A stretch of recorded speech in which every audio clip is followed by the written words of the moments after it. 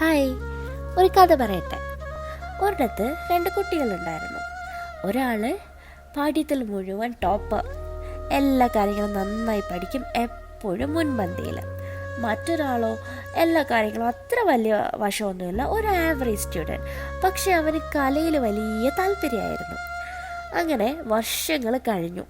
പഠനത്തിൽ ഭംഗിയായിരുന്ന കുട്ടിക്ക് കരിയറിൻ്റെ കാര്യം വന്നപ്പോൾ അതിൽ യാതൊരു ക്ലൂ ഇല്ല. അവൻ ഏത് കരിയർ പേഴ്സ്യൂ ചെയ്യണമെന്ന് വലിയ ഐഡിയ ഒന്നും ഉണ്ടായിരുന്നില്ല. പക്ഷേ കലയിൽ മാത്രം ശ്രദ്ധ കേന്ദ്രീകരിച്ച് വന്നിരുന്ന ആ കുട്ടിയില്ലേ, അവൻ വളരെ പ്രശസ്തനായ ഒരു ആർട്ടിസ്റ്റായി മാറി. അവൻ്റെ കൃതികൾക്ക് വളരെ വലിയ അംഗീകാരങ്ങളും അവനെ തേടിയെത്തി.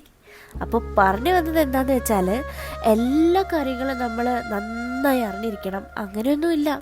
ഒരൊറ്റ കാര്യമെങ്കിലും ആഴത്തിൽ അറിഞ്ഞിരുന്നാൽ വിൽ വിൻ. അപ്പോൾ അത്രയേ ഉള്ളൂ.